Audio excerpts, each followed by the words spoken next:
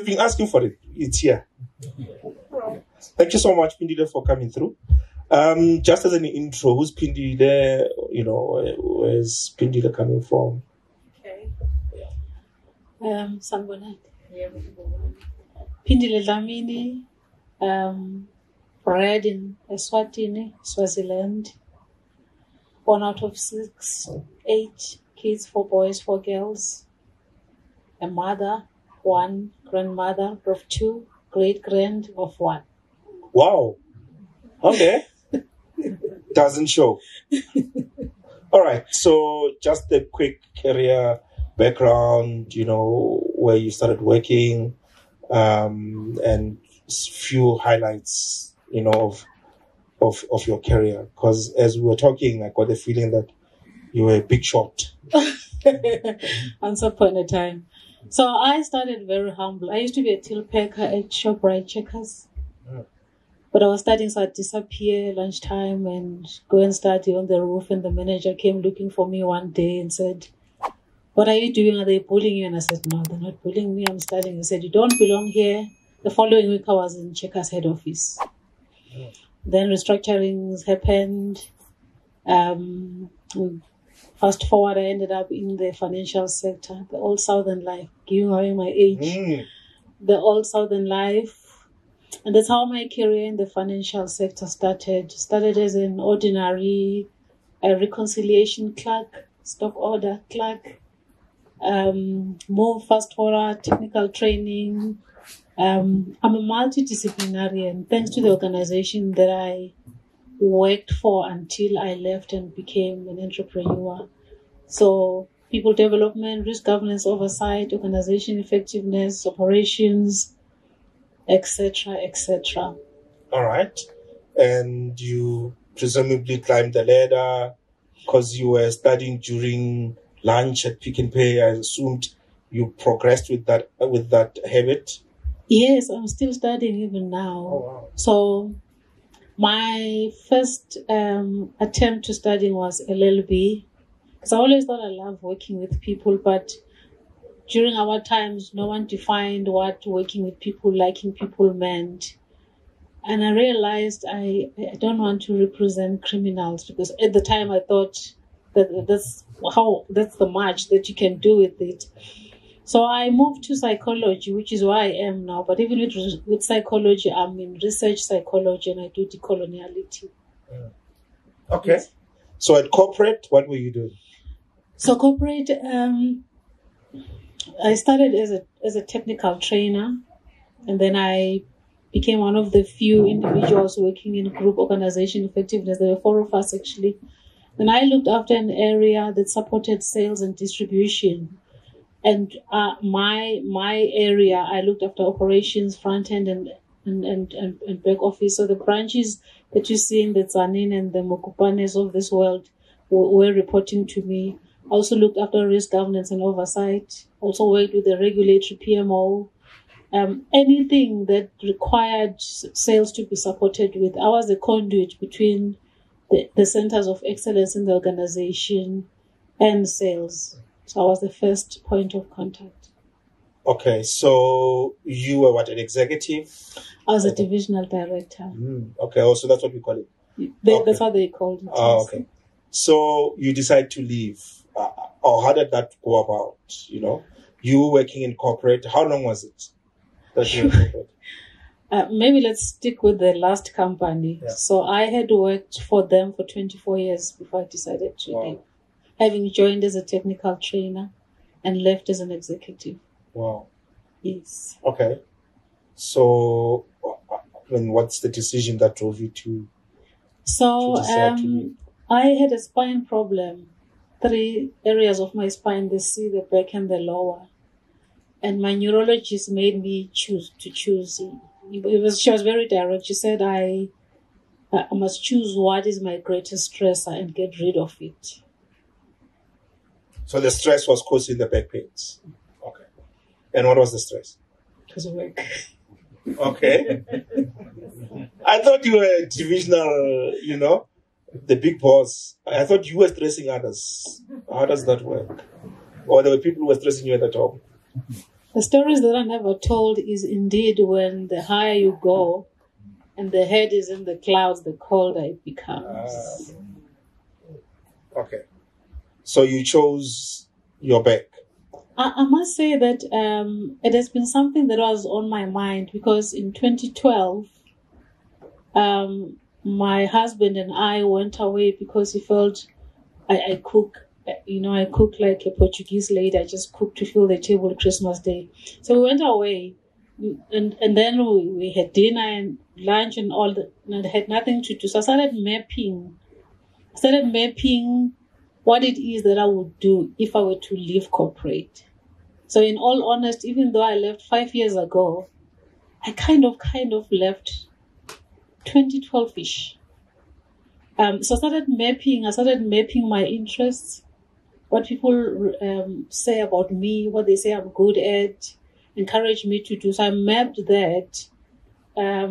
Actually have it here. All right. Is this the original? That's the original. Wow. Okay. So this is December, Christmas. Yeah, 25th of December, 2012. Sure. Sudwala Lodge. 2014, actually. Apologies. Sudwala Lodge. And so, what came out of this, because I had people serve already, which meant I acknowledged that I'm about serving people. Okay. In whatever form or shape, it was about serving people. At the time, I had not come up with the fancy word that I now use, that I'm a healer of ecosystems. I come to your ecosystem and I heal it. Whether it's people, whether it's a company, whether it's a board of directors, I come in and I heal. Yeah. So you worked for corporate for 20 odd years. Yes. You are forced to leave because you need to choose your health. Yes. And then you decide, I'm going to start a business. Yeah, so initially because I was talent, as it is called, I was talent in the organization. So they put me through an accelerator program. And I did the accelerator program before I left because I had to do a long-winded handover. But it was about starting a Liberty franchise. It was about starting a franchise. But I didn't qualify with FACE because I wasn't a representative, as it were. I wasn't a key individual. I didn't have the qualification and the experience that goes with it. And I was going to appoint someone else to be my partner. But my boss at the time was like, no, I'm not hearing it. If it's not you, I'm not happy. I'm not comfortable. Mm-hmm. So that was the exit strategy. There was going to be the exit strategy. Then you get the franchise, you run the franchise. Correct, yes. And I was still going to be in the system because I think there was a way of keeping me in the system because they had done it prior where I wanted to resign and go to the NEPAD and they refused and they gave me a 9-month sabbatical. So wow. Okay. So yeah. But then when the franchise thing didn't manifest, I stayed in the accelerator program and I thought, okay, I'm good. Zofuyin Cook. Yeah. End to end. From eggs to supplying butcheries and et cetera, et cetera. But I didn't have land. So I couldn't get money.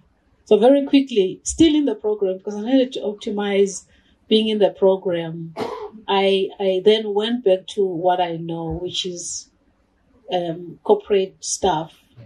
But I had a very, I had this honeymoonish kind of situation in my head. I thought I'm experienced and know so many things. I've led a team of 110 people. I can speak in a boardroom. I can speak in Exco. Women on top. I was on top, brother. I was on top. Like, I would just walk out the door and everyone will grab me. Because I know this thing. Okay. So, you are talented, woman on top, performing miracles, Jesus Christ working on water. Now you want to leave.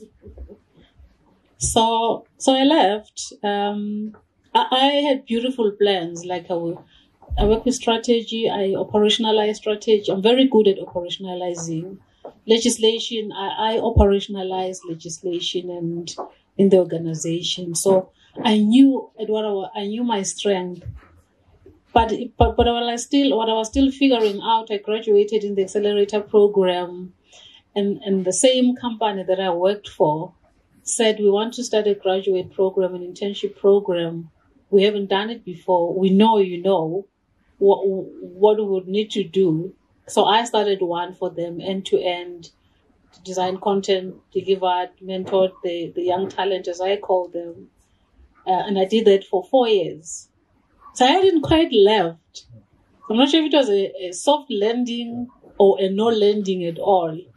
Because I hadn't left, because if I was in the building and something wasn't going right, I just called people, and people came running, even though I no longer worked for the organization. In hindsight, I hadn't left. And that was, I think that the hindsight is the blunder, that maybe in my head, I had not left the organization, but I was no longer working for the organization.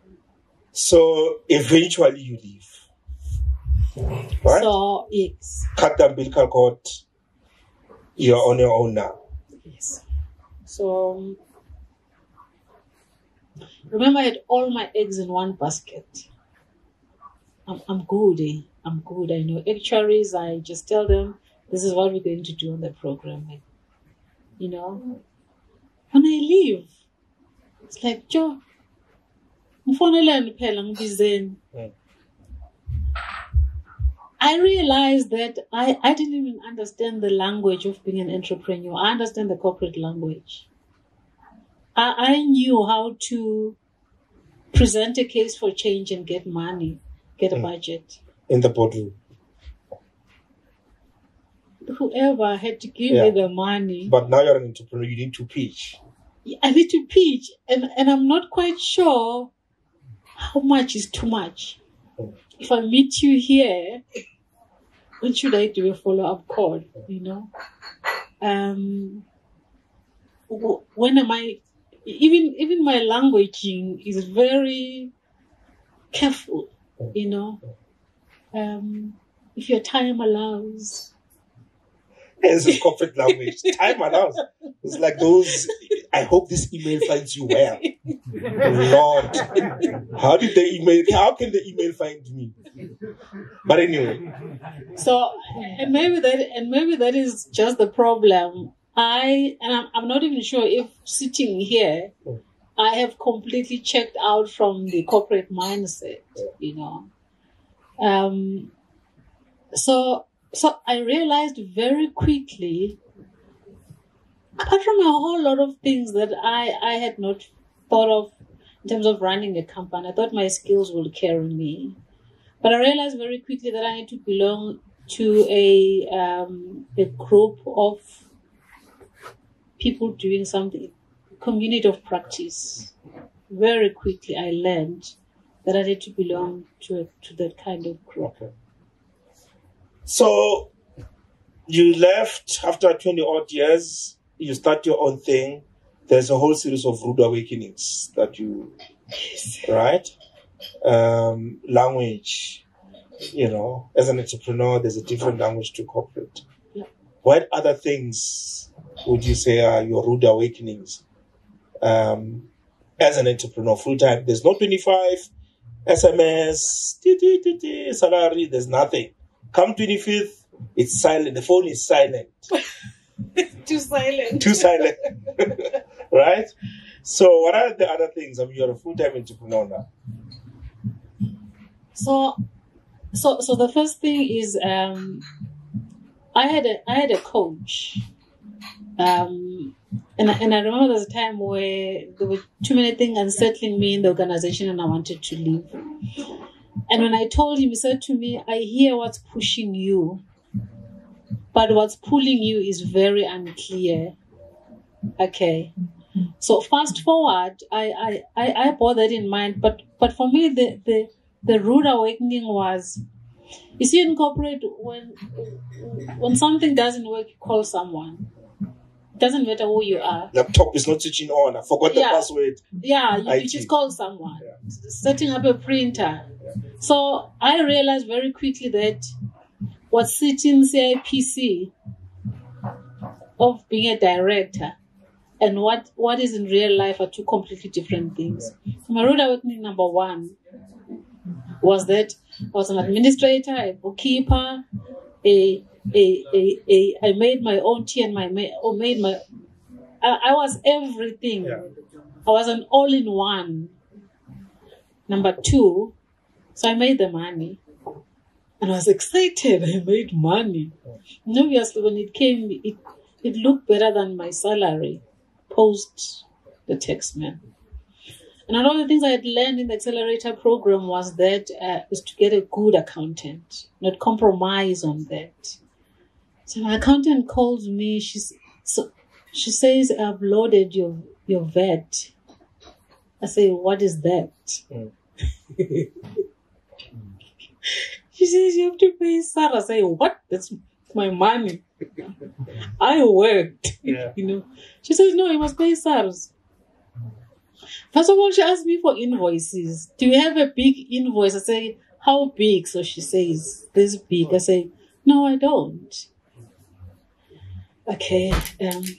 So I pay SARs. Deeply disheartened. I've forgotten what I learned at the accelerator program around compliance. Because compliance is very key in running a business. You can earn the money, but if you don't understand compliance, you're in a mess. 2 months later, she says, I've loaded tax. So what is that? This is 2 months after you've paid. The VAT. So, okay. So by that time, you don't know VAT is every second month. No. But in between...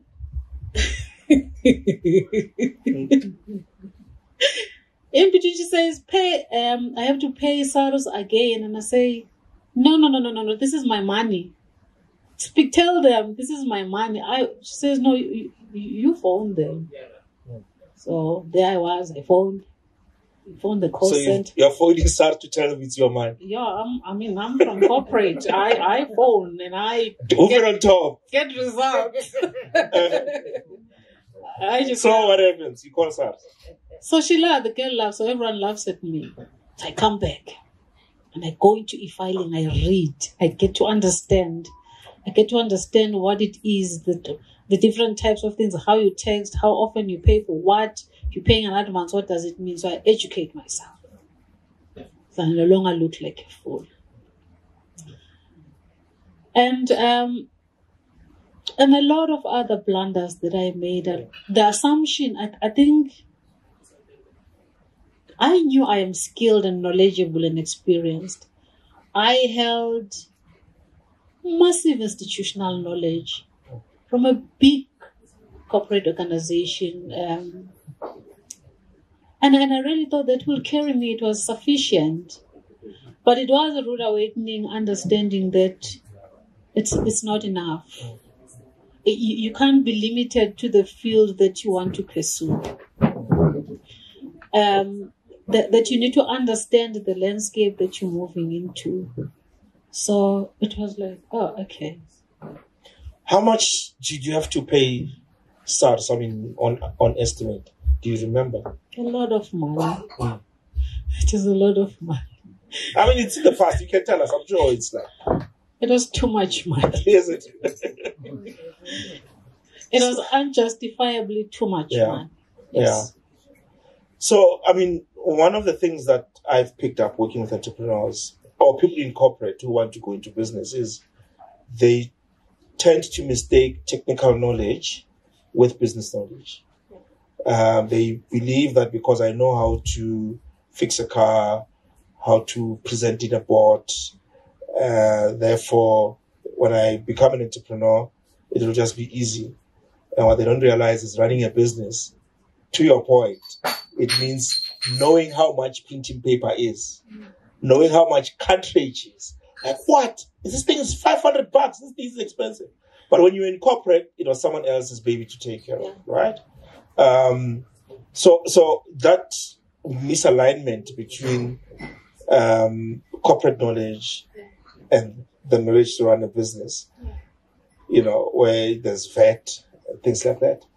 How did you, find that alignment eventually? You had to read about vet and e-filing. Yeah.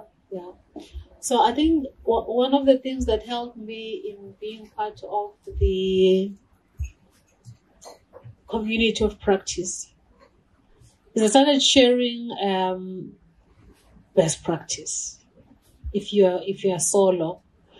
So I understood that, remember I was working with graduates. At the time I had 53. Then I needed to coach, train, do my own research, design my own content, mentor, engage their managers, do monthly connect sessions. So I had to find tools, and all of them you pay. So instead of doing this, you send Doodle. Instead of doing this, you use GigMeet. So it was finding the tools that simplify the hard work and finding online PAs and stuff, yes.